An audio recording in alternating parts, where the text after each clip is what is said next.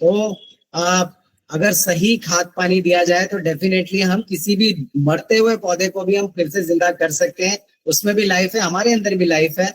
तो वो एक सिंबॉलिक प्रेजेंटेशन है कि डेफिनेटली अगर सही रसायन औषधियों का चयन करके आपकी प्रकृति के अनुसार, आपकी विकृति के अनुसार और आपके स्वभाव के अनुसार, आपके देश काल परिस्थिति के अनुसार, आप आनूप देश में, जंगल देश में, साधारण देश में कहाँ रहते हैं, कौन सी ऋतुओं में हम रसायन चिकित्सा के बारे में सोच रहे हैं, तो वो सारा अगर एक सही कंपाइलेशन आप करते हैं तो definitely we can go for an absolute rejuvenation. कैसे करते हैं, कैसे, क्या ये वाकई आजकल भी संभव है या केवल हमारी पुरानी बुक्स में लिखा हुआ है? तो इसके लिए मैं पिछले 17-18 सालों से मैं रसायन चिकित्सा प्रैक्टिस करता हूँ, तो ऐसे बहुत सारे छोटे छोटे एग्जाम्पल मैं आज आपको दिखाने वाला हूँ। ऑटो इम्यून डिजीज की बात करते हैं।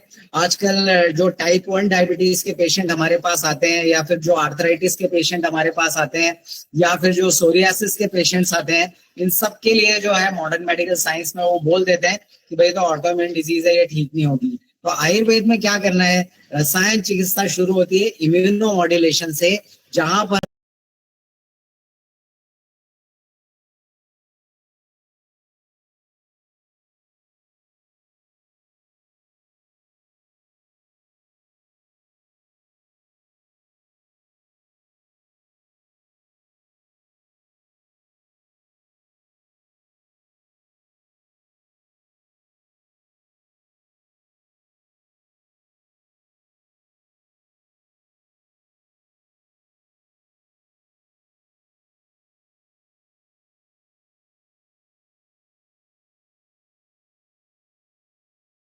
हम जो ऑटो इम्यून जो सेल्स हमारे खिलाफ चले गए, भस्मासुर जैसा रिएक्ट कर रहे हैं, हमारे सेल हमारे ही खिलाफ लड़ाई कर रहे हैं, उनको अपनी टीम में वापस लेकर आना और जो ऑलरेडी हमारी टीम में उनको स्ट्रेंथन करना। This is all about rejuvenation therapy और रसायन चिकित्सा। अश्वगंधा जो वर्ल्ड फेमस है, इसकी बात से हम अपनी बात शुरू करते हैं। आचार्य चक्रपाणी कहते हैं कि गो दुग्ध भावितेन रसायनम। अश्वगंधा, जो भी ऐसी औषधियां हैं इस पूरे संसार में जिन पे सूरज की रोशनी पड़ती है, दक्षिण भारत के आचार्य कहते हैं कि उन सब में पॉइजन आएगा। थोड़ा थोड़ा पॉइजन उन सब औषधियों में होता है जिसमें भी सूरज की रोशनी डायरेक्ट पड़ती है, इसीलिए उन सब का शोधन जरूरी है। सबसे पहले शोधन, चाहे शरीर का शोधन हो चाहे औषधि का शोधन हो। तो आचार्य चक्रपाणी यहाँ पर लिखते हैं चक्रदत्त में कि गो दुग्ध भावितेन रसायनम।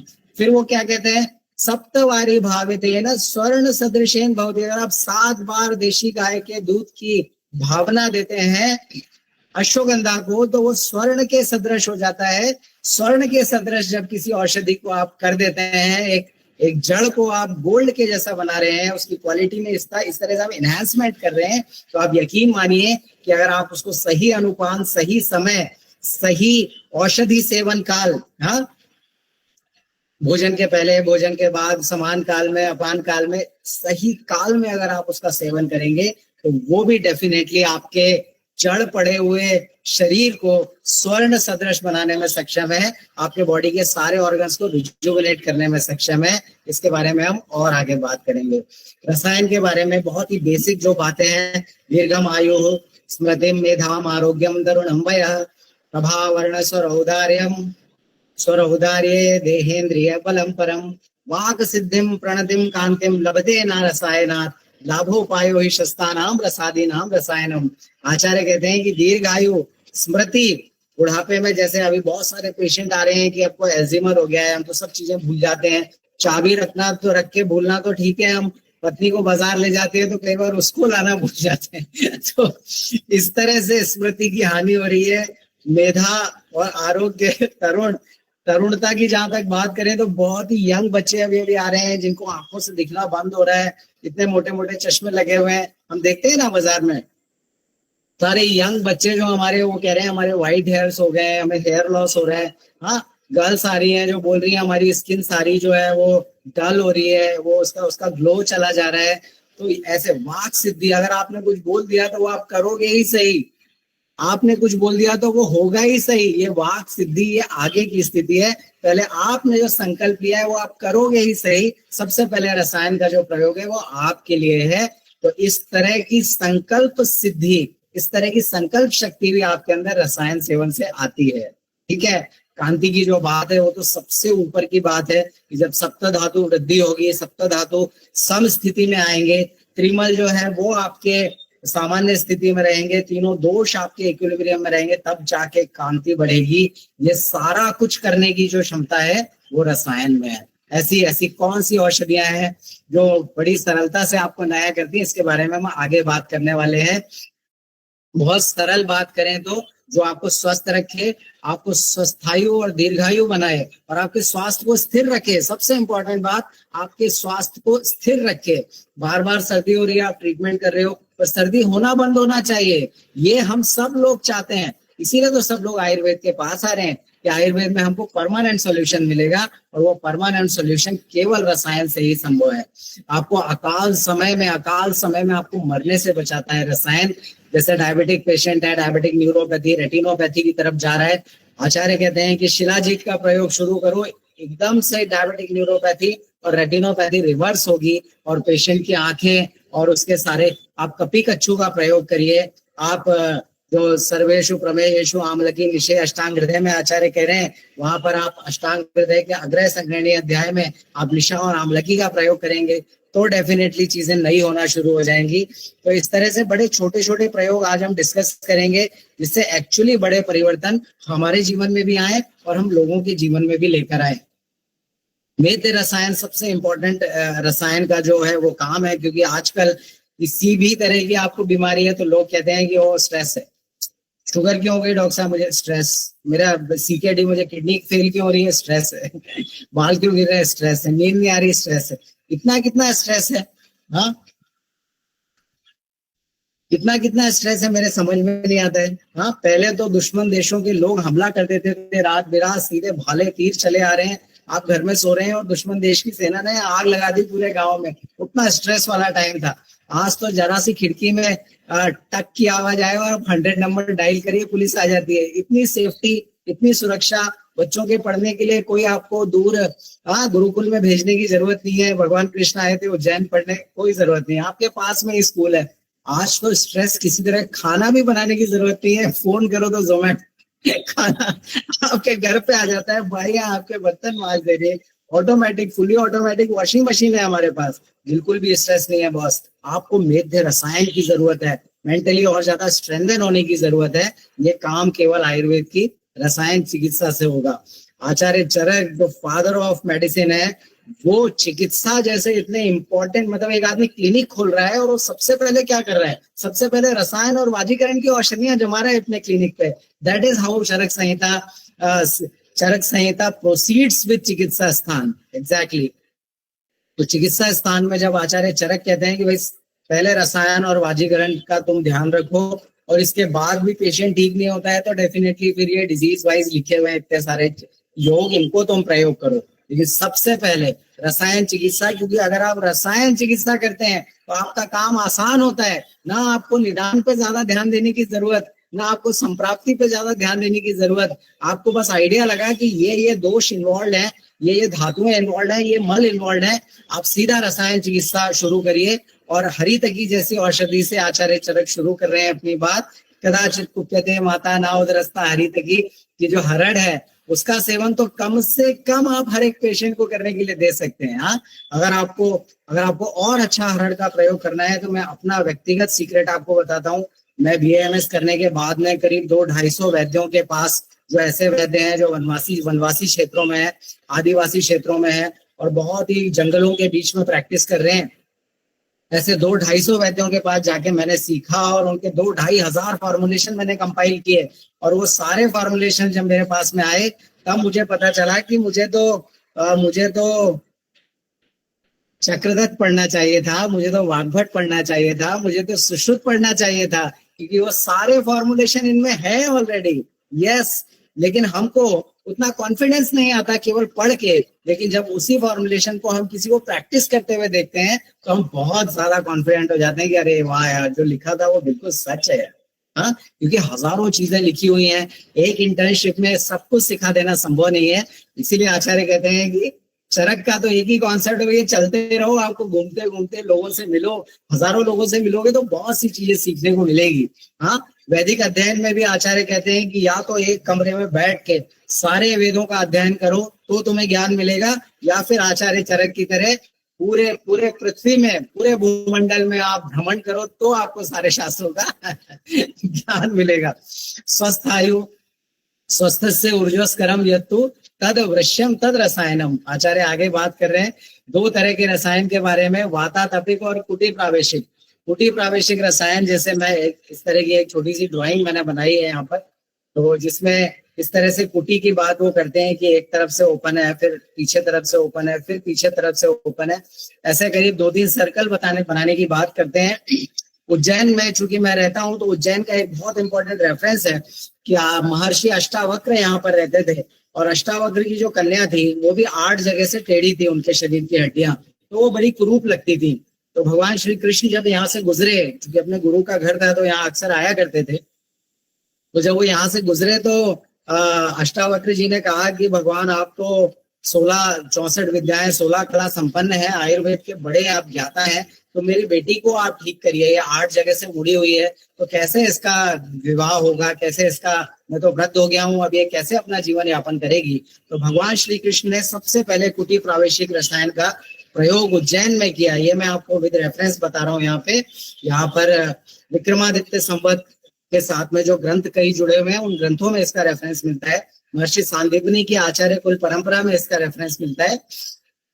तो भगवान श्री कृष्ण ने कुटी बनवाई और उस कुटी में 1 महीने तक उनकी बेटी क्या उन्होंने ट्रीटमेंट किया, और 1 महीने के बाद जब कुटी से बाहर निकले उनकी बेटी को लेके, तो वो इतनी सुंदर थी कि महर्षि अष्टावक्र भी उसको देख के मोहित हो गए, अरे इतनी सुंदर लड़की कौन है। तब भगवान श्री कृष्ण ने कहा कि ये आयुर्वेद का चमत्कार है, और ये आपकी कन्या है, 8 जगह से पहले टेढ़ी थी, तो अष्टावक्र जी ने अपनी उस कन्या का विवाह भी भगवान श्री कृष्ण से किया। तो उनकी 16,108 रानियों में से एक अष्टावक्री की कन्या भी है जिसका ट्रीटमेंट उन्होंने किया है, जो उनकी पेशेंट थी पहले। तो ये बड़ी इंपॉर्टेंट स्टोरी है जो कि हमें डेफिनेटली हेल्पफुल है, हमारा कॉन्फिडेंस बढ़ाती है। देखो रसायन किस तरह से काम करता है, तो यहाँ पे अगर आप रसायन सेवन जब शुरू करते हैं तो रस का वर्धन होता है, क्योंकि रस रक्त मांस में अस्थि मज्जा शुक्र, रस बढ़ेगा तो उत्तर धातुओं की वृद्धि होगी। अग्नि ही प्राणी नाम प्राणा, अग्नि बढ़ेगी, साथ में आपके बॉडी में जब अग्नि बढ़ेगी तो ऑब्वियसली पाचन होगा, समानो अग्नि, समान वायु की जो गति है वो ठीक होगी, तो समान वायु के पास सारे ही काम, समानो अग्नि समीपस्थ कोष्ठे चरति सर्वदा अन्नम गृह्णाति बचति विवेचति मुंचति, हमको मालूम है। इससे क्या होगा, जब एब्जॉर्प्शन अच्छा होगा तो अपने आप सारे टिश्यूज हेल्दी होंगे, आपके लंबे समय तक वो सारे टिश्यूज जिएंगे, और बहुत अच्छी आपकी इम्यूनिटी बढ़ेगी, और बहुत अच्छी आपकी मेंटल स्ट्रेंथ बढ़ेगी। मैं अक्सर अपने पेशेंट्स को कहता हूं कि जो ताकत है वो ताकत ही स्वास्थ्य है, और जो कमजोरी है कमजोरी ही बीमारी है। एकदम सिंपल सा कॉन्सेप्ट है, और ताकत के लिए सबसे इंपॉर्टेंट हमारे पास प्रयोग जो है वो रसायन है। और रसायन की जब शुरुआत करेंगे तो दिनचर्या हमारे लिए सबसे ज्यादा इंपॉर्टेंट है। आप लोग वीडियो भी चला रहे थे, आगाज फाउंडेशन बहुत बहुत धन्यवाद इसके लिए कि दिनचर्या का वीडियो आपने चलाया। सबसे पहले वो ब्राह्मे मुहूर्ते उत्तिष्ठे से जो सारी बातें आगे बढ़ना शुरू होती हैं, तो आपको पता चलता है कि दिनचर्या अगर आपकी ठीक है तो आपको किसी और चीज की आवश्यकता ही नहीं है। हाँ, मेरे पेशेंट कई बार बोलते हैं कि डॉक्टर साहब आपको भी हमने एक दिन चाट खाते हुए देखा था, और आप हमें तो चाट खाने के लिए मना करते हो। तो मैं उनसे अक्सर कहता हूँ कि जो पित्त का काल है, सुबह 10 बजे से दोपहर के 2 बजे तक जो पित्त का काल है, जब सूर्य की अग्नि अपने मैक्सिमम लेवल पे है, उसी समय आपके पेट की दावानल जठर अग्नि भी मैक्सिमम लेवल पे है। अगर आप उस समय थोड़ा सा अपत्य सेवन करेंगे तो भी वो आपके लिए सुपाच्य होगा, तो भी वो आपके शरीर में कम से कम उपद्रवों को क्रिएट करेगा। और रात्रि में वही अगर आप लेट खाना खाएंगे, 12, 1, 2 बजे तक अगर आप खाना खाएंगे तो डेफिनेटली आप बीमार पड़ने वाले हैं। पित्त के काल में भोजन आपको हाइपर एसिडिटी करने वाला है। पित्त के काल में जागना आपको हाइपर एसिडिटी करने वाला है। बहुत सारे यंग बच्चे मैं देख रहा हूँ, मेरे अभी एक फ्रेंड है, वो बहुत बड़े आर्टिस्ट थे, और अचानक एक दिन एसिडिटी हुई and he got sudden heart attack and died. तो मेरे लिए बड़ा शॉकिंग था यार कि थोड़ा सा भी अगर आप अपनी दिनचर्या को अव्यवस्थित करते हैं तो इस तरह के हमारे आसपास का वातावरण है कि इस तरह का दूषित खान पान, हवा, पानी सब हो गया है, बड़ा मुश्किल है आपको सरवाइव कर पाना। इसलिए अपनी दिनचर्या को बहुत एब्सोल्यूट रखिए, और शोधन से हमेशा रसायन की बात शुरू होती है। तो ये जो मिनिमम पंचकर्म यहाँ पर हम लोग अपने सेंटर पे भी यहाँ नर्मदे आयुर्वेदम उज्जैन में करते हैं, तो ये सब शिरोधारा, ग्रीवा बस्ती, जानो बस्ती, वमन विरेचन, जितना भी आप ये सब हम ये सारे पंचकर्म, ये बहुत सारे यंग आयुर्वेदिक डॉक्टर जुड़े हुए हैं, मैं आपको बताना चाहता हूँ कि ये जितने भी पंचकर्म इसमें मेंशन है प्रोसीजर्स, ये सारे पंचकर्म हम अपने ओपीडी लेवल पे अपने क्लिनिक पे करते हैं। और ये सारे प्रोसीजर के कम से कम 2-2, 4-4 पेशेंट हर एक प्रोसीजर के हर रोज हमारे क्लिनिक पे होते हैं।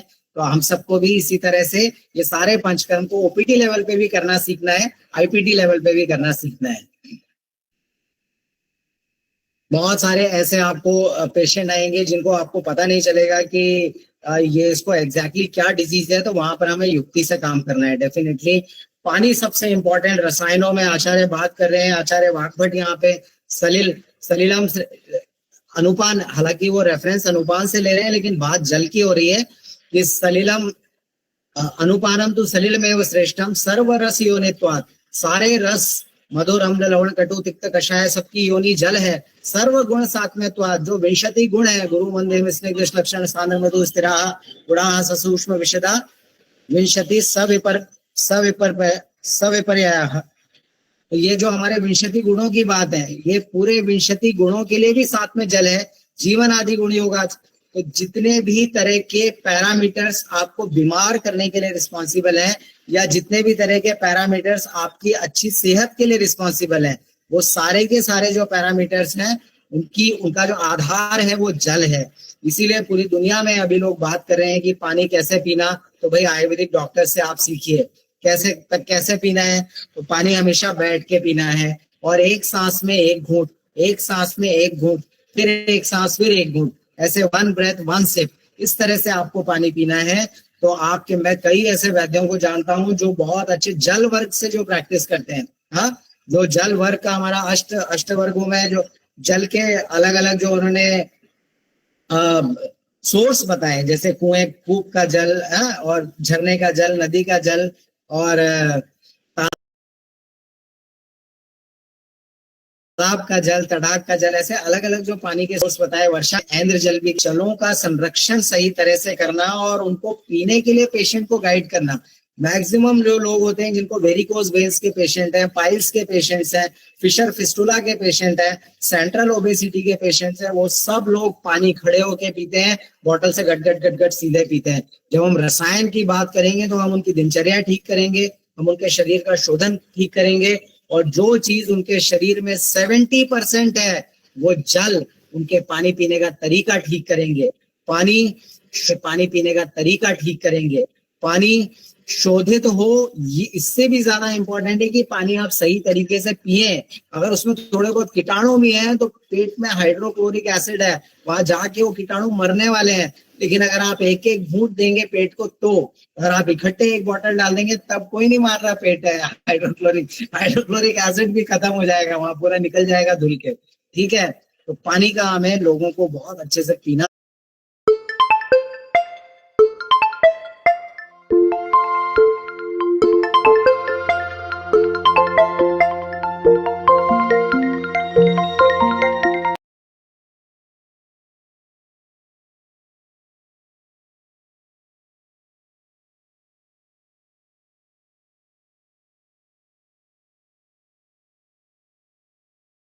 सिखाना है, केवल पानी ठीक करने से भी बहुत सारे रोगों को आप ठीक कर सकते हैं।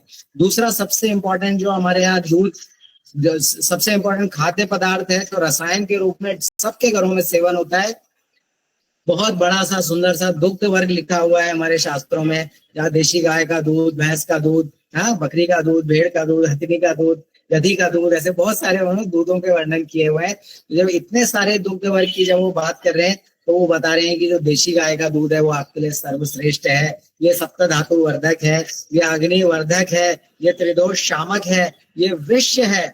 आप देखिए किसी भी बहुत अच्छी क्रीम का अगर ऐड आ रहा है टीवी में, ये कॉस्मेटिक क्रीम है और कॉस्मेटिक लोशन है, तो हमेशा उसमें दूध की धार गिरते हुए, फिर दही गिरते हुए, फिर घी गिरते हुए, फिर बटर, ये सारी चीजें वो दिखाएंगे मिल्क प्रोडक्ट्स। पर हम क्यों नहीं अपने सारे पेशेंट्स को बोल रहे हैं कि अगर आपको वाकई कोई क्रीम लगाना है तो आप दूध में थोड़ा घी मिला के अच्छे से फेंट के उसको अपने फेस पे लगाइए। हाँ, मैं बहुत सारे ऐसे लोगों को जानता हूँ, मैं अपना व्यक्तिगत अनुभव भी बता रहा हूँ कि मैं पहले शेविंग करता था तो बहुत सारी शेविंग क्रीम लगाता था, फिर मुझे पता चला कि हमारी स्किन के लिए सबसे ज्यादा जो फ्रेंडली है, हाँ, जो हमारे लिए त्वचा है, जो हमारे लिए रक्त प्रसादक है, जो हमारे लिए त्वक प्रसादक है, जो त्वक को स्वर्ण वर्ण जैसे करने में सक्षम है, गोल्डन स्किन आपको देने में सक्षम है, वो देशी गाय का दूध है। तो मेरे घर में देशी गाय का ही दूध आता है फॉर्चुनेटली। तो मैंने देशी गाय का दूध दिया और पूरे फेस पे अच्छे से रगड़ा, उसके बाद शेव किया तो एकदम क्लीन शेव, और उसके बाद में कोई साइड इफेक्ट नहीं, कोई आफ्टर शेव लगाने की जरूरत नहीं, कोई जलन नहीं, कोई बर्निंग नहीं, और और बहुत ही सूदिंग आपकी दाढ़ी बनती है। और इसके अलावा अगर आप चाहते हैं कि आज आपको फेशियल करना है, पूरा फेस क्लीन करना है, किसी पार्टी में जाना है, तो आप केवल देशी गाय का दूध लेके पूरे चेहरे पे अच्छे से मलिए, अपने सारे पेशेंट्स को बताइए। मैं देख रहा हूँ किसी के गले में या कोलेस्ट्रॉल, ट्राइग्लिसराइड बढ़ने की वजह से उसको गले में पूरा ब्लैक हो जाता है, किसी को आर्मपिट्स पूरे ब्लैक हो जाते हैं, एल्बोस पूरे ब्लैक हो जाते हैं। 5 से 7 दिन आप जब बोल दिया आचार्यों ने कि वो त्वचा है, वो सप्त धातु वर्धक है, वो त्रिदोष शामक है, वृक्ष है, तो डेफिनेटली जो चीज वृक्ष है वो आपके पूरे शरीर को सबसे पहले सुंदर बनाएगी। जो सुंदर होगा वही वृक्ष होगा। तो सुंदरता का मतलब है क्वालिटी, सुंदरता का मतलब लुक्स नहीं है, सुंदरता का मतलब क्वालिटी ऑफ स्किन है, सुंदरता का मतलब क्वालिटी ऑफ ग्लो है। तो जब आप उस दिशा में काम करेंगे तो आप पूरे शरीर में दूध से अच्छे से रगड़ के, बेसन की भी जरूरत नहीं है, पूरे शरीर में केवल दूध अच्छे से रगड़ के 10 मिनट रुक के आप स्नान करके खुद देखिए, और आप मुझे बोलिए कि आपके ये नेक जो धूप में हमारे एक्सपोज पार्ट्स रहते हैं, ये आपके पहले से एक ही बार नहाने से बेहतर हुए कि नहीं। पीना तो बहुत ही बड़ी चीज है, आप पियो उसको।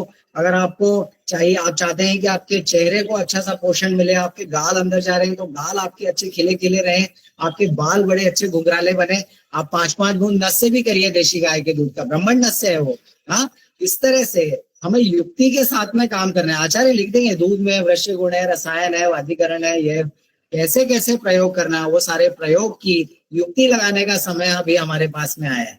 मेरे पास एक बच्चे को लेकर आए, वो करीब 6 साल का बच्चा था, और वो केवल नमकीन खाता था। सेव कहते हैं हमारे यहाँ पर मालवा में, सेव जो नमकीन नहीं बनाते ऐसे ऐसे करके, हमारी मम्मियाँ सेव बनाती थी, तो सेवैया की तरह, नूडल्स जैसे।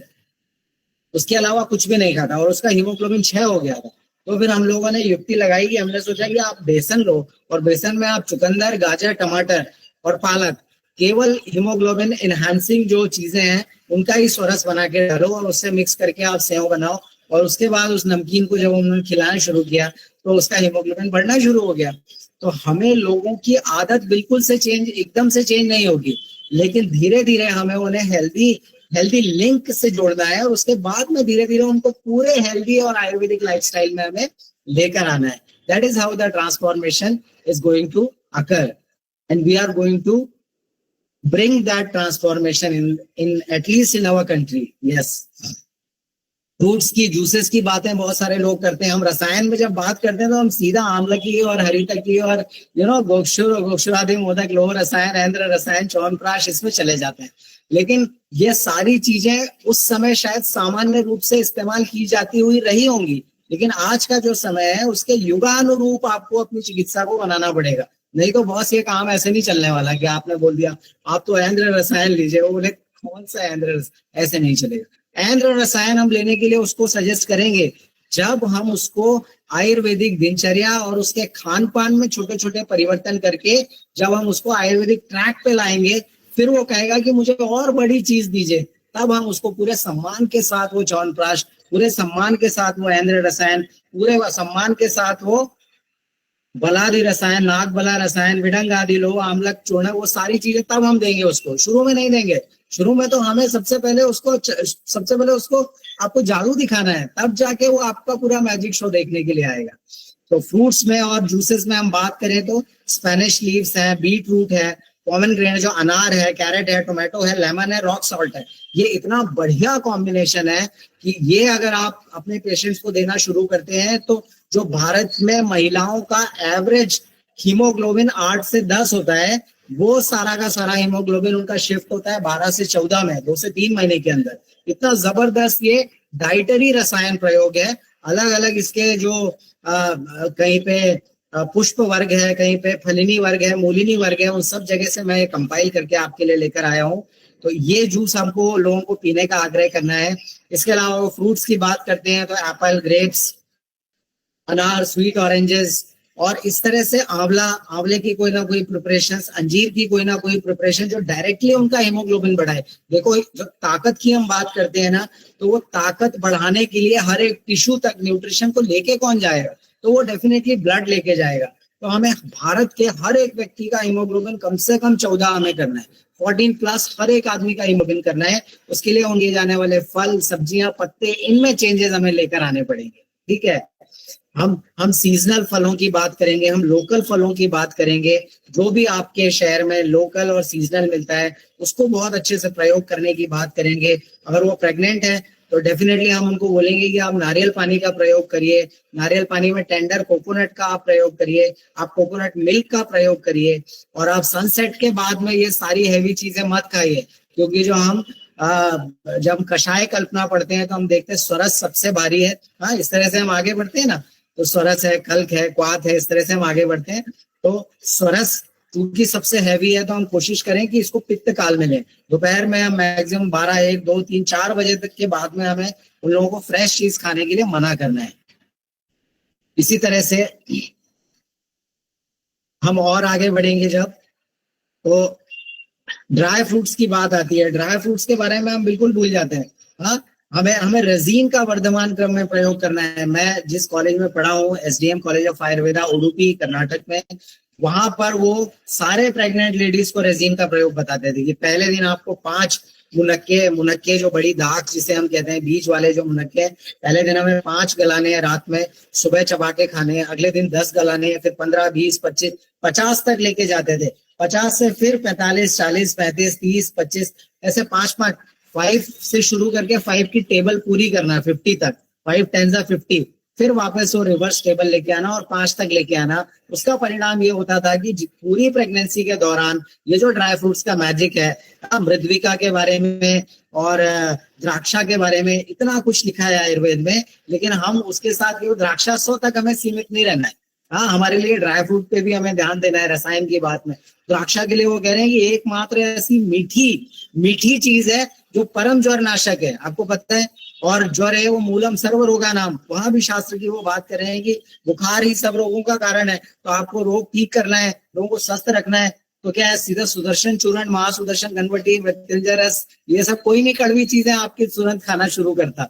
आपको उनके दिनचर्या, खान पान से सबसे पहले उनको कनेक्ट करना है, वहां से रसायन प्रयोग कराएंगे, वहां से मैजिक दिखाएंगे, तब पेशेंट आपके बड़े मैजिक शो को देखने के लिए आपके सामने बैठेगा। आलमंड्स की हम बात कर रहे हैं तो डेफिनेटली रात भर गला के सुबह आपको पील ऑफ करके देने के आग्रह करना है। और इस तरह से बहुत सारी चीजें, पाइल्स में हम लोग अक्सर 10 मुनक्के और 1 से 2 अंजीर रात में पानी में गला के सुबह चबाने के लिए देते हैं। केवल यही प्रयोग करने से 10-15 दिन के अंदर, 10 से 15 दिन के अंदर पाइल्स, फिशर और फिस्टुला, किसी भी तरह का एनोरेक्टल डिसऑर्डर है, उसमें बहुत अच्छे रिजल्ट आते हैं। आप अंजीर के बारे में जब पढ़ेंगे तो आपको पता चलेगा, जहां पर आगे के और निघंटुकारों ने इतना कुछ लिखा अंजीर के बारे में कि अंजीर को उन्होंने बोल दिया कि ये तो फूला हुआ जो अंजीर है पानी में, ये तो आपका गुदाद्वार ही है, गुदाद्वार के जितने भी रोग हैं ये सारे ये ठीक करेगा। इस तरह की मजेदार बातें वो लोग वहां पर प्रयोग करने के बाद में वो लोग लिख रहे हैं। तो इस तरह से हमें बिल्कुल भी लाइटली नहीं लेना है। एक एक छोटी सी छोटी चीज जहां पर इशारा भी कर दिया आयुर्वेद में, उसको पूरी गंभीरता से लेके हमें समझना है और उसको ठीक करना है। इसके अलावा आचार्य जब बात करते हैं तो वो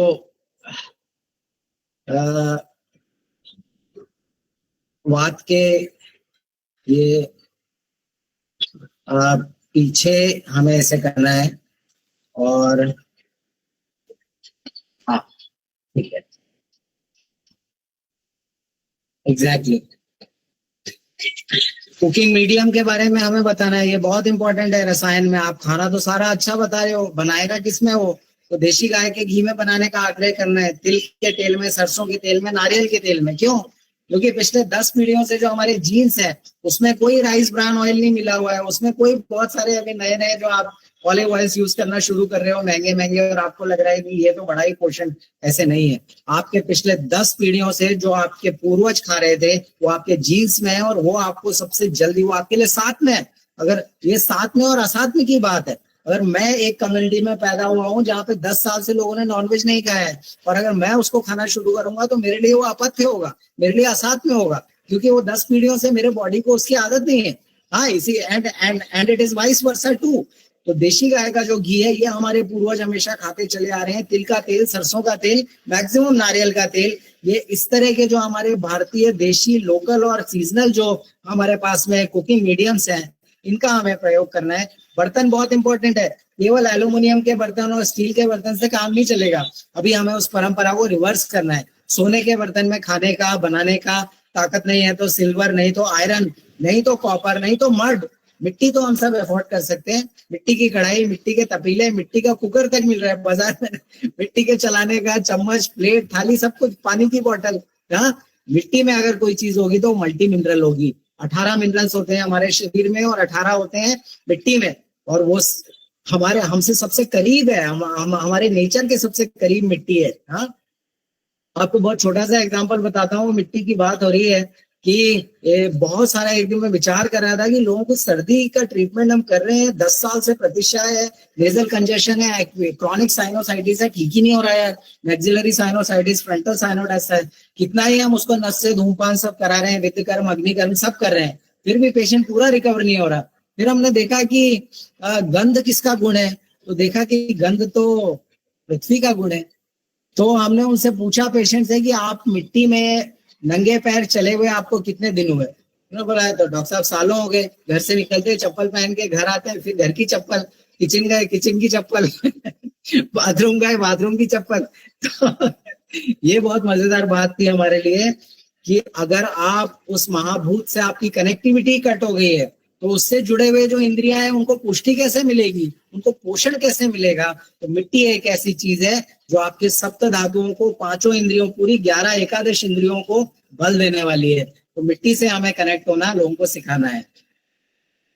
त्रिदोष के जो स्वाद है, हाँ, जो आयुर्वेद में वो कह रहे हैं कि वात का जो है तिक्त और कषाय, पित्त का, कफ का स्वीट एंड और मधुर और लवण, ये जो अलग अलग दोषों के टेस्ट हैं, तो इन दोषों से इन दोषों के डोमिनेंट जब आपके पास में पेशेंट आते हैं तो उन पर्टिकुलर दोषों का आपको ध्यान रख के रसायन का आपको चयन करना है। ये बहुत इंपॉर्टेंट है।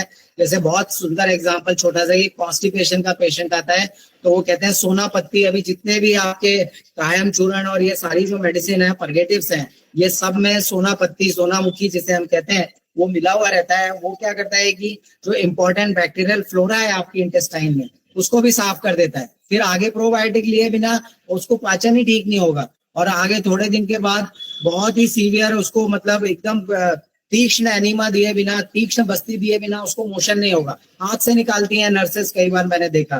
तो कॉन्स्टिपेशन में एक ऐसी अद्भुत औषधि जिसका नाम इंद्रायण है, इंद्रायण के फल हो या इंद्रायण की जड़ हो, इसका अगर आप प्रयोग करते हैं तो ये बहुत अच्छी रेचक भी है, आपका वेट कम करेगी, फैट कम करेगी, साथ में बहुत अच्छा रेचन करेगी, और ये प्रोबायोटिक भी है।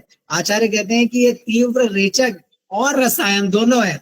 ऐसा मजेदार कॉम्बिनेशन हमें अपने शास्त्रों से ढूंढना है, ढूंढ के प्रयोग करना है। आयुर्वेद के फंडामेंटल प्रिंसिपल्स यहाँ पर, जैसे वात प्रकृति का व्यक्ति आता है जिसको आकाश और वायु प्रदान है, बहुत सारा मोबाइल यूज कर रहे हैं, बहुत सारा स्क्रीन टाइम है, बहुत सारे ईयरफोन लगा के बात कर रहे हैं, उसको टिनिटस पक्का हुआ। ऐसे पेशेंट्स को हमको वात शमन के लिए सर्वश्रेष्ठ रसायन क्या बताया है? सर्वश्रेष्ठ रसायन तेल बताया है। तेल का प्रयोग करना है। तेल पीने के लिए बोलना है उसको, खाने के पहले 1 चम्मच तेल पियो, सुबह उठ के 1 चम्मच तेल पियो, वात के काल में, जब जब वात का काल है 1 चम्मच तेल उसको पिलाइए। पीने में दिक्कत आ रही है, आप उसको कैप्सूल में भर के दीजिए। आप तेल की कोई ना कोई, उसको पकौड़े खाओ तुम, कोई दिक्कत नहीं है। कान में तेल डालो, नाक में तेल डालो, अभ्यंग श्वेत करो, सर्वाइकल एरिया में उसको नाक से उसको तीक्ष्ण नस से कराओ। जितने भी वात के, और ऑब्वियसली बस्ती, सर्वश्रेष्ठ चिकित्सा तो वात के लिए बस्ती है, बस्ती देना शुरू करो। ऐसे ही पित्त की हम बात करते हैं तो अग्नि और आप ये डोमिनेंट होने से अम्ल पित्त जैसे लक्षण आपको अधिकतर पित्त प्रकृति के लोगों में दिखते हैं। घृतम रसायनम, घृत के बारे में तो इतनी बातें हो गई कि पूछो ही मत। क्या तो आंखों की रोशनी, क्या तो बाल, डाइजेशन, मेटाबॉलिज्म, सप्त धातु वर्धन, अस्थि, हाँ, अस्थि पोषण, अस्थि संघात में घृत का। तो यहाँ तक कि मरने के बाद में अगर बॉडी को आपको सरवाइव करके रखना है, बॉडी को आपको अगर प्रिजर्व करके रखना है, तो वहां भी घृत और तेल का ही प्रयोग है। हाँ, तो पित्त प्रकृति के लोगों के लिए सर्वश्रेष्ठ रसायन, आचार्य ने लिखे, सर्वश्रेष्ठ औषधि नहीं है वो, सर्वश्रेष्ठ रसायन है। कफ प्रकृति के लोगों को डेफिनेटली डायबिटीज होने वाली है। क्यों होने वाली है? क्योंकि आप और पृथ्वी डोमिनेंट है, लेजी भी हो जाते हैं, थोड़ा थोड़ा सा ओबेज हुए, और प्रमेय हेतु कफ कृच्च सर्वम हमको पता है। तो आपके प्रमेय के जितने भी हेतु हैं, सर्वश्रेष्ठ उन्होंने क्या बोल दिया कि डेली सुबह उठ के 1 गिलास पानी में 1 चम्मच शहद डाल के पीने को दो हर एक पेशेंट को। सर्वश्रेष्ठ रसायन, सुबह सुबह उसको फ्री कर देना। रसायन कल्पों की बात करें तो वर्धमान ब्राह्मी रसायन का प्रयोग मैंने किया था। जब मैं उडुपी में था तो वहां पर ब्राह्मी की पत्तियां मिलती थी फ्रेश। तो हम लोगों ने पहले दिन जो है 5 ग्राम सरस लिया, अगले दिन 10 लिया, फिर 15 लिया, 20 लिया, और लगभग 5 से 10 दिन तक हमने इसको बढ़ते क्रम में लिया। और पूरा दिन हम क्षीर और अन्न का सेवन कर रहे थे। तो क्षीर और अन्न के सेवन के साथ में यू वोंट बिलीव, एक दिन क्या हुआ कि हम बाथरूम में गए हैं, बाथरूम में जाके एक स्टेप नीचे बाथरूम है, ऐसे पैर नीचे रख रहे हैं तो ऐसे लग रहा है कि मेरा पैर ऐसे स्क्रीन पे जैसे सामने मुझे दिख रहा हो कि मेरा पैर एक छिपकली के ऊपर जा रहा है, और नीचे देखा तो लिटरली छिपकली थी। तो इस तरह का लेद्य रसायन का इफेक्ट आपको वर्धमान ब्राह्मी से मिलता है। सर्वमूर्धगत रोगों के बारे में आचार्य चक्रपाणी बहुत सरल, देखो या तो पूरा अच्छे से वात का ये भेद, पित्त का ये भेद, कफ का ये भेद, इस तरह से तुम क्लासिफाई करके या तो रोगों को डायग्नोस करना, चिकित्सा करना सीखो उतना सूक्ष्म अति सूक्ष्म, या फिर आचार्यों ने कहा है कि कम से कम तुम उस पर्टिकुलर रोग जिसका तुम्हें आइडिया लग गया है कि ये रोग है, उस रोग की कम से कम एक श्रेष्ठतम औषधि आपके क्लिनिक पे रखो, उससे चिकित्सा शुरू करो। फिर दोष और दोष के भेदों के बारे में पता करो, उनकी औषधि के बारे में पता करो, और फिर पेशेंट की चिकित्सा को आगे सफलतापूर्वक पिन पॉइंटेड, फिर वो चिड़िया की आंख की तरह, अर्जुन की तरह अभेद्य अपने निशाने को बनाओ। इसमें समय लगेगा। यहाँ पर सर्वमूर्धगत रोगों के लिए शुंठी कल्क गोदुग्ध के साथ नस्य करने का आचार्य निर्देश दे रहे हैं। सन्निपात शिरशूल में घृत और तेल की बस्ती का निर्देश। अपस्मार में कपिला नाम गवाम मूत्रम नावनम परमम हितम, जो देशी गाय का, स्पेशली काली देशी गाय या लाल देशी गाय का जो गोमूत्र है, उसको 2-2 बूंद नाक में डालने से अपस्मार जैसी अत्यंत जटिल, अपस्मार का कोई ट्रीटमेंट ही नहीं है, डॉक्टर के पास गए तो सीधा न्यूरोलॉजिस्ट बोलते हैं कि 3 साल 5 साल 10 साल 3 साल 5 साल 10 साल तक कम से कम दवा लेनी पड़ेगी, तब जाके ठीक होगा कि नहीं होगा पता नहीं। यहाँ पे शास्त्र में इतना सरल अर्थ का प्रयोग बता रहे हैं। रसायन की हमने बात की, अश्वगंधा के बारे में 7 बार गोदुग्ध भावित करने का। आचार्य चरक पंचगव्य को कह रहे हैं कि इदम अग्नि, ये लाइफ सेविंग ड्रग है। स्नेक बाइट में उसका इंडिकेशन दिया कि पंचगव्य कम से कम 100 ml आपको इमीडिएटली पिलाना है पेशेंट को, मध्यम मात्रा 320 ml तक पिलाने का आचार्य ने निर्देश किया। गोमूत्र घनसत्व के बारे में वो कहते हैं कि वो शिलाजीत से भी 10 गुना ज्यादा पावरफुल है। तो इस तरह के छोटे छोटे बहुत सारे प्रयोग हैं। बहुत अच्छे कोल्ड ड्रिंक्स के बारे में, जैसे बात के लिए वो कहते हैं रासनादी क्वाद है, आप इसको दवा की तरह मत दो, पेशेंट को कोल्ड ड्रिंक लिख के दो, हमें अपग्रेड करने की जरूरत है। आप सीधा रसायन कषाय काढ़ा लिख के दोगे, it doesn't work that way. अभी आज के समय में लोगों को क्या ड्रिंक्स पीना पसंद है, चलो ठीक है तो हमारी ये एक टैबलेट खाना है और इसके साथ में ये कोल्ड ड्रिंक है। पित्त के लिए काकोल्य आदि कषायम कोल्ड ड्रिंक, काकोल्य आदि कोल्ड ड्रिंक, हाँ, कफ के लिए आरक वध आदि क्वाद, डायबिटीज के लिए दारू हरिद्रा आदि क्वाद, इस तरह से चीजों को, ओबेसिटी के लिए हनी, आई डिसऑर्डर्स में त्रिफला कषाय, एनीमिया में गोमूत्र आचार्य चक्रपाणी लिख रहे हैं कि आप अगर आप लोह भस्म को गोमूत्र के साथ भावना भावित करते हो 7 बार, तो इससे ज्यादा पावरफुल आपके एनीमिया में कोई मेडिसिन ही नहीं है।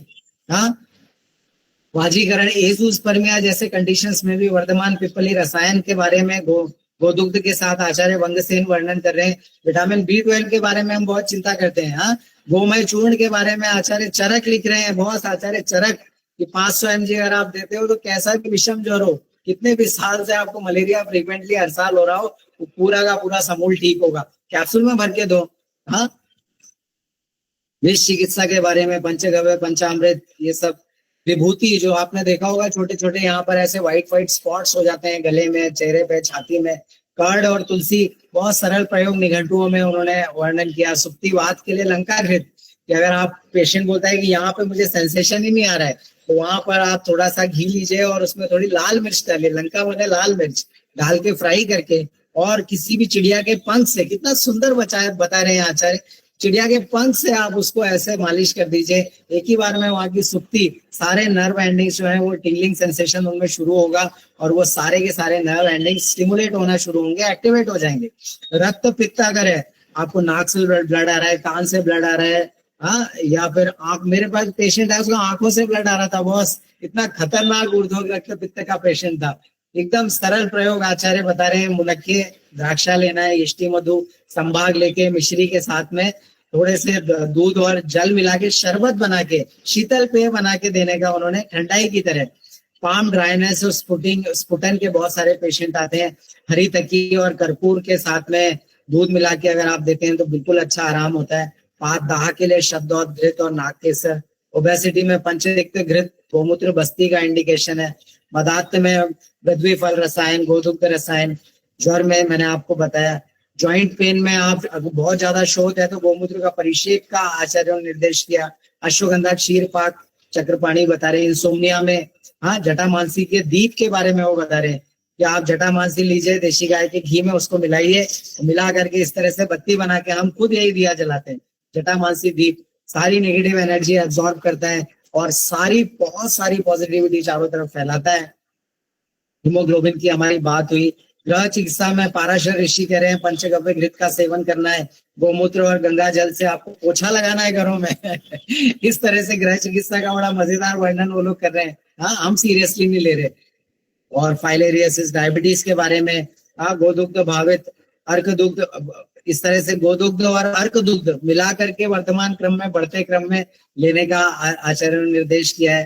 कोलेस्ट्रॉल में पंचतिक्त घृत गुगलू, नहीं तो एटलीस्ट करेले को घी में आप फ्राई करके, या पटोल को आप घी में फ्राई करके, परवल मिल रहे हैं बाजार में, ऐसे सब्जियां हमको सेलेक्ट करना है पेशेंट के लिए जो उसका कोलेस्ट्रॉल और डायबिटीज दोनों ठीक करे। पटोल, करेला, धार वाली तुरई, हाँ, और सुरजनी, ड्रम स्टिक, ऐसी सब्जियों का सिलेक्शन बताओ, ऐसे ड्राई फ्रूट्स का सिलेक्शन बताओ, ऐसे पानी पीने का, गर्म पानी, ठंडा पानी, शहद पानी में शहद, दूध में घी, ऐसे कॉम्बिनेशन सेट करो कि आपका मैक्सिमम काम तो पेशेंट का घर में ही हो जाए, साथ में आप कुछ दवाई दो तो बहुत जल्दी रिकवरी होगी। पेशेंट आपके फैन बनेंगे, आपके पेशेंट नहीं, आपके फैन बनेंगे, आपके दोस्त बनेंगे, आपका परिवार बन जाएंगे वो कि डॉक्टर साहब हर तरह से हमको ठीक करने के लिए प्रयास करते हैं। हाँ, चिकन पॉक्स में बहुत सारे गड्ढे पड़ जाते हैं लोगों को, जैसे जॉन अब्राहिम को, तो उदुम्बर पत्र और मक्खन के बारे में आचार्य बोल रहे हैं लगाने के लिए। कैंसर में पंचगव्य घृत और गोदुग्ध में गोमूत्र मिला के अगर आप डेली पीना शुरू करते हैं तो कैंसर के अर्ली स्टेजेस रिवर्स किए हुए बहुत सारे एग्जाम्पल आचार्यों ने लिखे हैं।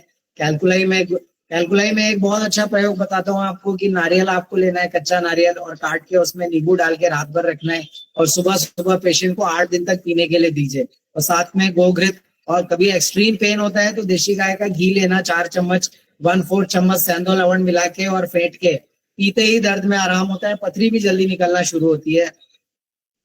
ये शालमली कंटक के बारे में हम सब जानते हैं, वो नहीं मिलना कठिन है। मसूर दाल तो मिल रही है सारे मॉल में, मसूर दाल लाओ, गोदुग्ध में 7 दिन तक लेप करवाओ। जैसे भी पिंपल मार्क है शोल्डर में, मैंने देखा है एक्सपोज्ड जहाँ पर पार्ट रहता है, सब लेडीज को भी वहां पर पूरे ब्लैकिश डिस्कलरेशन हो जाता है। मसूर दाल और गोदूध के लेप से बहुत जल्दी 5-7 दिन 15 दिन में बहुत अच्छे से बदरी फल, देखो ये बहुत अच्छा सा प्रयोग है कि बेर के, आपने बेर खा लिया, बेर खाने के बाद जो बीज है उसमें आचार्य कह रहे हैं कि मक्खन, गुड़ और मधु मिला के लेप करके देखो कैसे आपकी स्किन चमकती है, कैसे आपकी झाइयां डिसअपियर होती हैं, आप सोच भी नहीं सकते। छोटे छोटे रसायन पकड़ो, बहुत बड़े बड़े महंगे रसायन जो आपको खरीदने में महंगे, बनाने में महंगे और देने में महंगे, ऐसे रसायन पे भी हम आएंगे। वो हमारे रॉयल पेशेंट्स के लिए हमें करना है, और बहुत छोटे पेशेंट आते हैं उनके लिए भी हमारे पास सस्ती दवा रहना चाहिए। कई बार सस्ती दवा इतना अच्छा काम करती है कि आपको लगता है कि महंगी दवा तो मैं दूंगा, साथ में ये भी दूंगा, क्योंकि खास चाबी तो यही है, वो सारा तो कीरिंग है। बैड ओडर की प्रॉब्लम हमारे देश की और पूरी दुनिया की अंतरराष्ट्रीय समस्या है। गोरखमुंडी और कांजी का प्रयोग आचार्य बता रहे हैं, चक्रपाणी, ये थोड़े दिन तक पीने से आपके बैड ऑर्डर चली जाती है। अस्थमा के लिए बहुत अच्छा कैपिचिनो, देशी गाय के दूध का कैपिचिनो बता रहे हैं आचार्य, कह रहे हैं कि गोदूध लो, मिश्री मिलाओ, 250 ग्राम और 50 ग्राम और 10 ग्राम पिपली मिलाओ और इसको अच्छे से पकाओ। अच्छे से पक जाए उसके बाद इसमें गोघृत डालो, 10 ग्राम मधु डालो और इसको अच्छे से फेंटो। आप फेंटोगे ना, थोड़ी देर के बाद आप कांच के कप में उसको भर के देखो, आपको एग्जैक्टली कैपुचिनो वाला टेस्ट, कैपुचिनो वाला फ्लेवर, कैपुचिनो वाला मजा आने वाला है।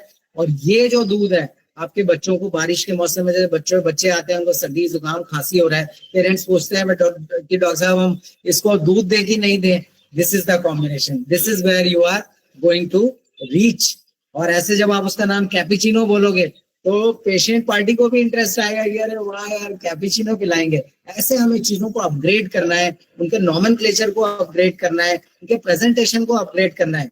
एलोपेशिया के बारे में हम सब जानते हैं, आनंद भैरव रस में गौमूत्र के साथ मर्दन करके आप लगाते हैं, लीच थेरेपी करते हैं। गोमय का अगर आप गोमय चूर्ण या फिर गोमय को आप भस्म भस्म करके और उसकी जो राख है उसको रगड़ने को बोलते हैं, बहुत जल्दी आपके पेशेंट के बाल वहां पर आना शुरू होते हैं। कोई भी आप दवा बना रहे हैं, अगर आप चाहते हैं कि वो बिना कोई प्रिजर्वेटिव मिलाए हमेशा प्रिजर्व रहे, तो आचार्य कहते हैं कि कल्प आप उसका बनाइए। आप देशी गाय के घी लीजिए 50 ग्राम और उसके 4 गुना आप शहद लीजिए और कोई भी दवा उसके बीच में आप मिला के दीजिए, उसकी पोटेंसी भी 10 गुना बढ़ेगी, वो दवा कभी खराब भी नहीं होगी, उसका टेस्ट और फ्लेवर भी हमेशा एनहांस होता हुआ ही आपको दिखाई देगा। तो सप्त धातु वर्धन के लिए निर्गुंडी घृत का आचार्य वर्णन कर रहे हैं, जहां पर केवल निर्गुंडी पंचांग तो घृत पाक करके 1-1 चम्मच सुबह शाम करना है। किसी भी तरह का क्षय हो, पोस्ट जो हमारे पास कैंसर के बाद के पेशेंट आते हैं, कीमो रेडियो हो गया, बाल चले गए, आंखों से दिख नहीं रहा, पेशेंट बेड पे बड़े करा रहे हैं दर्द के साथ, सबसे अच्छा पेन किलर क्या? हाँ, निर्गुंडी। सर्वशोथ हरा नाम, सर्वतोद हरा नाम, निर्गुंडी का प्रयोग करना है। सरल प्रयोग बता दिया आचार्यों ने, क्षय को भी ठीक करेगा, कायाकल्प भी करेगा। जत्रु ऊर्ध्वगर्त जितना भी रिजुविनेशन करना है, आंवले चूर्ण को आंवले स्वरस की साथ भावना देके शर्करा के साथ मधु और घृत के साथ कल्प बना के आप दीजिए, बहुत टेस्टी लगेगा, यूनिक प्रोडक्ट होगा। थोड़ा सा उसमें केसर का भी ऊपर से छिड़क के थोड़ा चांदी का वर्क, ऐसा अच्छा प्रेजेंटेशन बना के दीजिए। पेशेंट के जत्रु ऊर्ध्वगत सभी विकारों में आचार्य वंशसेन ने बोल दिया कि आपके आंखों की रोशनी, आपके बालों की ग्रोथ, सर्व कंठ रोगों के बारे में भी बोल दिया कि थायराइड हो, आपको होर्सनेस ऑफ वॉइस हो, आपको ट्रैकियल कंजेशन हो, आपको सर्वाइकल स्पॉन्डिलाइटिस हो, आपको किसी भी तरह का माइग्रेन हो, किसी भी तरह का फेस का आपका टेक्सचर खराब हो रहा हो, ग्लो कम हो रहा हो, कान से सुनाई कम दे रहा हो, आंवले को तो उन्होंने शिव के सदृश बता दिया है कि शिव जितने कल्याणकारी है उतना ही आंवला कल्याणकारी है। तो हमें बिल्कुल लाइटली नहीं लेना है। गोल्डन स्किन और वॉइस के लिए यष्टि मधु को घी के साथ में और मधु के साथ कल्प बना के दीजिए। आप देखेंगे जो सिंगर हैं, जो लोग गाने का शौक रखते हैं, अगर आप ये थोड़े दिन उनको देंगे, उनकी आवाज बहुत मीठी, बहुत पावरफुल हो जाएगी। हार्ट केयर के लिए डेफिनेटली अर्जुन और अश्वत्थ, इनके किड्स के लिए आचार्यों ने बोला कि बच्चे होने में लोगों को दिक्कत आती है तो क्या रसायन का प्रयोग करें, तो आचार्य कहते हैं कि महिलाओं को आप लवंग दीजिए, महिलाओं को आप एला दीजिए और पुरुषों को आप लवंग दीजिए, बहुत अच्छे से। विषग्न प्रॉपर्टी, अभी बहुत सारे डॉग बाइट के केसेस आप लोग सुन रहे होंगे, मेरे पास भी डॉग बाइट का केस आया था, मेरा ही फ्रेंड था, कुत्ते ने काट लिया, उसने बोला इंजेक्शन तो नहीं लगवाऊंगा। तो आचार्य एक बहुत बहुत अच्छे आचार्य, मैं उनका नाम याद कर रहा हूँ, उनकी किताब मेरे पास में है, तेलुगु के, वो बहुत अच्छे बड़े आचार्य हैं और बहुत बड़ी रस शास्त्र की, रस वैद्यों की परंपरा से वो आते हैं। तो उन्होंने लिखा है कि कुपीलू को जो है आपको गोमूत्र में घिसना है और घिस के जहाँ भी डॉग बाइट है वहां पे आपको लेप करना है। लेप करके जो उपला है, कंडा है या कोई भी गर्म चीज है, उसको दिखा के आपको धीरे धीरे उस लेप को ड्राई करना है। ड्राई करने के बाद आप ब्लेड से स्क्रैप करेंगे तो भी वो निकलेगा नहीं, जब तक पूरे विष को वो लेप एब्जॉर्ब नहीं कर लेगा तब तक बाहर नहीं निकलेगा। इस तरह की इतनी सरल, हाँ, एक कुपीलू का मार्केट रेट देखें, एक कुपीलू सीड का तो 1 रुपए है।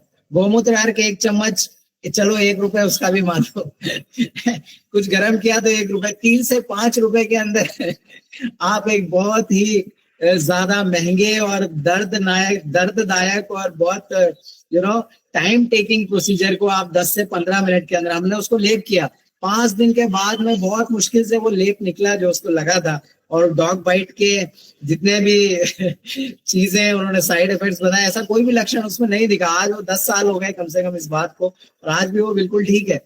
तो अपना क्लिनिक आप शुरू करें, मैं चाहता हूँ बहुत सारे आयुर्वेद के वैद्य आयुर्वेद की प्रैक्टिस करें और बड़े मजे के साथ प्रैक्टिस करें और पूरी दम के साथ प्रैक्टिस करें। और मेरे जैसे बहुत सारे वैद्य जो हैं वो हमेशा आपके साथ हैं, आपकी मदद के लिए हमेशा तत्पर है। तो आप हमें अपनी टीम का एक हिस्सा मानिए और कभी भी किसी भी तरह से आपको प्रैक्टिस में कोई समस्या हो, बाधा हो, तो डेफिनेटली आप लोग हमें संपर्क करिए। हम लोग यूट्यूब पे भी और इंस्टाग्राम पे सभी जगह जहां भी आप लोग एंटरटेनमेंट के लिए, ज्ञानवर्धन के लिए जाते हैं, सभी जगह ऐसा narmadeayurvedam.com या डॉक्टर प्रज्ञान त्रिपाठी के नाम से हम सब आपस में जुड़े, और जुड़ के आपकी भी कोई अच्छी टीम है तो हमें अपने साथ में जोड़िए और हम परस्पर ज्ञान का आदान प्रदान करें। और आयुर्वेद का जो बहुत इंपॉर्टेंट छत्र है, इसको हम सब लेकर के खड़े हों पूरी ताकत के साथ। रसायन चिकित्सा जैसी सुपर स्पेशलिटी जो हम कैरी कर रहे हैं, इसको लेकर के हम आगे बढ़े और पूरे देश में, पूरी दुनिया में आयुर्वेद के परचम को हम सब लहराएं। यही मेरी आप सबसे उम्मीद है, यही सब मेरी ब्लेसिंग है आप सबको, यही सब महाकाल से मैं बहुत प्रार्थना करता हूँ। आज श्रावण मास है और आज महाकाल की बहुत इंपॉर्टेंट प्रोसेशन निकल रहा है और वो भी इसी समय निकल रहा है, और मैंने सोचा कि आपके साथ ज्ञान का आदान प्रदान करना शायद ज्यादा जरूरी है, तो इसीलिए आज मैं यहाँ पर आप सब के बीच में हूँ। और बहुत बहुत धन्यवाद आगाज फाउंडेशन और पूरी टीम, श्रेया, तैयब, खुशहाली, विनोद, हाँ, और सारी आगाज फाउंडेशन, बहुत बहुत धन्यवाद। Thank you everybody who has joined this lecture. और आप सब बहुत तरक्की करें, बहुत काबिल बने, आयुर्वेद को हम सब मिल करके बहुत आगे लेकर के चले। जय आयुर्वेद, जय Bharat. Thank you so much sir. Sir, हमारे पास कुछ क्वेश्चंस भी है, अगर आप अलाउ करें तो क्या हम उन्हें ले सकते हैं? और सर, पहला क्वेश्चन ये है कि जैसे हमने अभी तक पढ़ा है कि स्किन डिसीजेस में हम आलमंड और कैश्यू और कोई भी मिल्क प्रोडक्ट्स को अवॉइड करते हैं, पर अभी आपने बताया कि हम उन्हें रसायन के रूप में भी यूज करते हैं, तो आप प्लीज बता सकते हैं वो? देखो, जब हम रसायन की बात कर रहे हैं ना आचार्य, जब रसायन की बात कर रहे हैं तो वहां वात पित्त कफ की बात नहीं कर रहे हैं आचार्य तो सप्त धातु पुष्टि की बात कर रहे हैं आचार्य। आपके जब सप्त धातु पुष्टि होगी, ओज बढ़ेगा, तो आपकी अग्नि बढ़ेगी, अग्नि वृद्धि की बात कर रहे हैं आचार्य। अग्नि ही प्राणी नाम प्राणा, जब आपकी अग्नि बढ़ेगी, जिसकी अग्नि बहुत अच्छी है, तीक्ष्ण अग्नि है, वो कुछ भी खाता है, कुछ भी पचाता है। हमारे कई दोस्त नहीं होते जो दिन भर खाएंगे और खाने के बाद फिर उनको चाट खाने चले जाएंगे, फिर वो कुछ पिज्जा ऑर्डर कर देंगे और वो बिल्कुल बीमार नहीं होते, क्योंकि उनकी अग्नि बहुत अच्छी है। अग्नि ही प्राणी नाम प्राणा। जब वो रसायन की बात कर रहे हैं तो रस धातु की वृद्धि की बात कर रहे हैं, अग्नि वृद्धि की बात कर रहे हैं, सप्त धातु पोषण की बात कर रहे हैं। तो वहां पर जब हम रसायन प्रयोग के तौर पर अगर किसी चीज को देखो, अगर आप शहद लगाओगे तो वो कफज कंडू में काम करेगा, आप तेल लगाओगे तो वो वातज कंडू में काम करेगा, आप घी लगाओगे पित्तज कंडू में काम करेगा। लेकिन क्षीरम रसायना नाम, आप दूध लगाओगे तो वो तीनों तरह के कंडू को ठीक करेगा। मैं उस तरह से आपको लेके चल रहा हूं, मैं रसायन की तरफ से आपको लेके चल रहा हूं आज, ठीक है। All the best. Thank you sir. Sir, दूसरा क्वेश्चन ये है कि कोई ऐसा रसायन है जो हमारी त्वचा के लिए बहुत ज्यादा यूजफुल रहेगा, क्योंकि आजकल बहुत ज्यादा स्किन प्रॉब्लम्स इंक्रीज हो रही है डे बाय डे। देखो, सबसे अच्छा जो स्किन के लिए रसायन है ना, उसको आयुर्वेद में झंडू कहते हैं। ये जो गेंदे का फूल आप देख रहे हो ना, आयुर्वेद में और होम्योपैथी में भी आपको जान के ताज्जुब होगा कि जो सबसे अच्छा डस्टिंग पाउडर उन्होंने बनाया वो आयुर्वेद के ही झंडू का रेफरेंस है, गुलाब गेंदे के फूल का रेफरेंस है, कैलेंडुला उसका नाम है। तो हम अपने गेंदे के फूल पे ध्यान नहीं दे रहे, हम सोच रहे हैं कि स्किन के लिए हमें कोई अच्छी सी गोल्ड वाली क्रीम चाहिए। It doesn't work that way. आप सिंपल, अभी इस मौसम में बहुत अच्छे गेंदे के फूल आ रहे हैं, इनको आप पाउडर करिए, इनका पेस्ट बनाइए, पूरे शरीर में अच्छे से रगड़ के इसको आप नहाइए। हाँ, उद्वर्तन कीजिए, मर्दन करिए, उन्मर्दन करिए। और अगर आपको ये सब पसंद नहीं है तो आप गेंदे के फूलों का काढ़ा बना लीजिए, या अगर आपकी उष्ण प्रकृति है तो आप इन फूलों को मसल के रात भर पानी में गलाइए और सुबह छान के पूरे शरीर में उस पानी को अच्छे से रगड़िए। 3 दिन के बाद आप देखेंगे कि आपके चेहरे की कांति, आपके चेहरे का ओज और आपके सारे झाइयां, आपके पिंपल मार्क्स, आपके सारे इचिंग डिसऑर्डर्स सब कुछ ठीक होंगे। झंडू त्रिदोष शामक उसको लिख दिया, उसको रसायन लिख दिया, उसको आप खाइए, उसको आप लगाइए, उसका स्वरस आप नाक में डालिए। नस्यम, हाँ, जत्रोर्ध्वगता नाम समस्त रोगा नाम नासा ही शिरसो, सारी चीजें हमने पढ़ी हुई हैं। आप नाक में डालना शुरू करेंगे तो आपके चेहरे की रौनक ही अलग हो जाएंगी बॉस। हाँ, अगर आपको उसमें डाउट आ रहा है तो आप एटलीस्ट केसर का प्रयोग करिए, यष्टि मधु का प्रयोग करिए, मंजिष्ठा का प्रयोग करिए। छोटी छोटी चीजों के बारे में सोचना शुरू करिए। बहुत बड़ी गोल्ड क्रीम बनाना है तो गोल्डन गेंदे के फूल से आप बनाइए। That is what I. Thanks. Thank you sir. Next question ये है कि जैसे हर चीज की अति की कोई प्रॉब्लम होती है, तो क्या अगर हम रसायन का बहुत ज्यादा अधिक मात्रा में सेवन करेंगे तो वो भी हार्मफुल हो सकता है? देखो रसायन के लिए आचार्यों ने लिख दिया, क्या लिखा च्यवनप्राश के बारे में कि आप भाई हर्ष में लिखा उन्होंने कि आप 10 ग्राम सुबह 10 ग्राम शाम को तक आप सेवन कर सकते हैं। अगर हमारे पास में ऐसे पेशेंट आते हैं जिनके बाल बहुत जल्दी सफेद हो रहे हैं और उनको बहुत जल्दी बाल करने काले करने हैं और वो कलर नहीं करना चाहते, कलर करने से उनकी आंखों पे एकदम जलन शुरू होती है, सिर भारी हो जाता है, ऐसे कंडीशन में आप क्या करोगे? ऐसे कंडीशन में आचार्य कह रहे हैं उत्तम मात्रा का सेवन करो। च्यवनप्राश कितना खाना है? उत्तम मात्रा कितनी बोल दी उन्होंने? उत्तम मात्रा 325 ग्राम तक बोल दिया आचार्य ने। तो इस तरह से अगर आपको रसायन सेवन आप ज्यादा भी करते हो, अति नहीं करना है, पर अगर आप ज्यादा मात्रा में भी उसको लेते हो तो उसका कोई साइड इफेक्ट नहीं है। अगर ज्यादा ही साइड इफेक्ट होता है आयुर्वेद में किसी रसायन का तो क्या होता है पता है आपको? आपको लूज मोशन हो जाएंगे और जो एक्स्ट्रा है वो बाहर निकल जाएगा या वॉमिट हो जाएगी और उससे वो बाहर निकल जाएगा, दैट्स इट। उससे कोई किडनी फेल हो जाएगी, लिवर फेल हो जाएगा। It doesn't work that way, Ayurveda does not work that way. लोगों को भ्रांति है कि हमारी भस्म में डिपॉजिट हो रही है किडनी में और लिवर में, वो भस्म है। भस्म का मतलब है अपुनर्भव है, दोबारा उससे वो मेटल नहीं बन सकता, इसलिए हम उसे भस्म कह रहे हैं।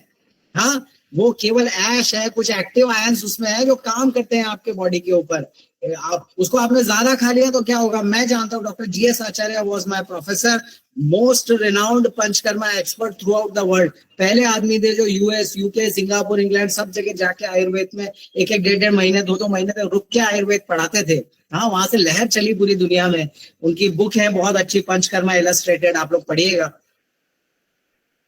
हमारे हॉस्पिटल में जहां मैं बीएमएस कर रहा था, पैरालिसिस पेशेंट्स को वर्धमान क्रम में लोह भस्म का प्रयोग करवाते थे वो, और जो दूसरे डॉक्टर्स के पेशेंट 3 महीने 6 महीने में रिकवर होते थे, लोह भस्म के शास्त्र के आगे जाके ना वर्धमान क्रम में लोह भस्म का प्रयोग, मतलब 1 रत्ती से शुरू करके और 1 ग्राम तक का 500 mg से 1 ग्राम तक प्रयोग करने वाला जो विधान मैंने वहां पे देखा। और उससे पैरालिसिस के पेशेंट हफ्ते 15 दिन 21 दिन में ऐसे खड़े होते थे। तो थोड़ा सा रिस्क लेना, थोड़ा सा युक्ति का प्रयोग करना।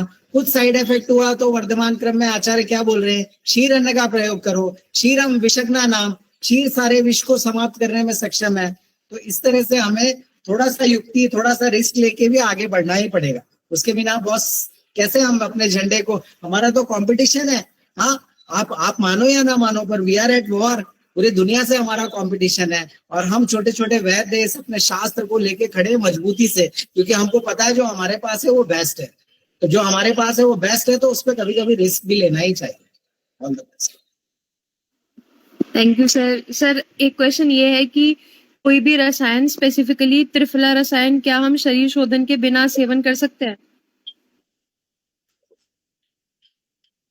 शरीर शोधन के बिना आप रसायन का सेवन डेफिनेटली कर सकते हैं, लेकिन अगर आप चाहते हैं कि उस रसायन के सारे डिजायर्ड इफेक्ट्स आपको मिले तो फिर आपको शोधन करना ही चाहिए।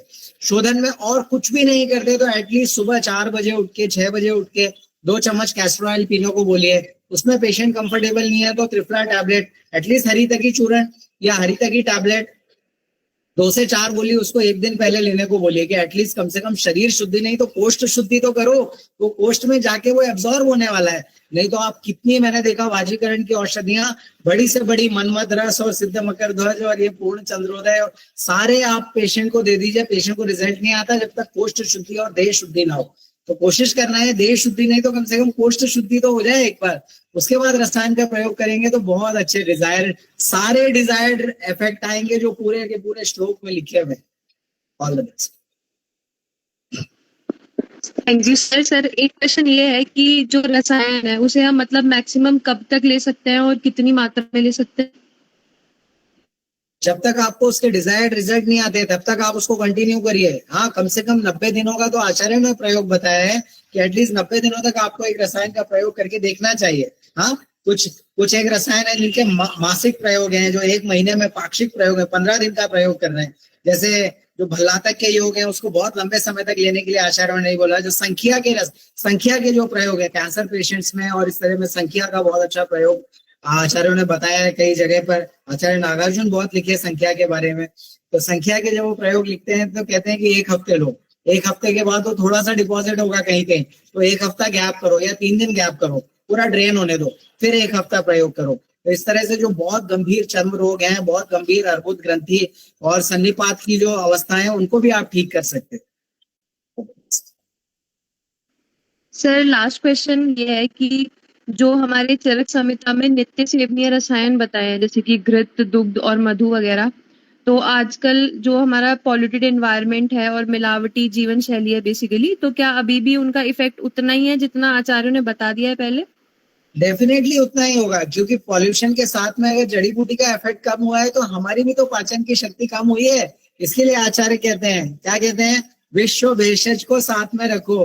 कोई भी चीज आप खाते हो उसमें शुंठी डाल दो। शुंठी क्या करेगी, विश्व भेषज है भाई, सारे टॉक्सिन्स को भी खत्म करेगी, टॉक्सिन्स के इफेक्ट को मिनिमाइज करेगी, अग्नि वृद्धि करेगी, वो पाचनीय है, वो दीपनीय है, वो विषग्न है, वो रसायन है, वो वाजीकरण है, मतलब एक औषधि इतना कुछ है। तो शुंठी का प्रयोग जो है वो हमें जरूर करना चाहिए। आप अगर अशुद्ध पानी आपको पीने मिल रहा है और उसमें शुंठी डालिए, आपको उसकी अशुद्धता की अशुद्धि की चिंता नहीं करना। आपको अगर दूध थोड़ा सा खराब क्वालिटी का मिल रहा है, शुंठी डाल के पीजिए, दूध का कैल्शियम मिलेगा, बाकी सब बाहर कर देगी। विश्व भेषज है, AI मेडिसिन है, उसको पता है आपको क्या चाहिए और क्या मुझे बाहर निकालना है। हाँ, शुंठी को इसीलिए विश्व भेषज बोल दिया कि भाई, और फिर भी लगे कि आपके शरीर में दोष बढ़ रहे हैं तो हरी तकी कदाचित कुप्यते मत, हमको पता है एग्जैक्टली, हरी तकी, शुंठी, छोटी छोटी चीजों का सेवन करना है, उनसे ही चमत्कार होगा। चाबी हमेशा छोटी, ताला कितना ही बड़ा हो, छोटी चाबी ढूंढो। छोटी चाबी सारे बुक्स में हर एक श्लोक में मिलेगी आपको, वो ढूंढना पड़ेगा। गुड।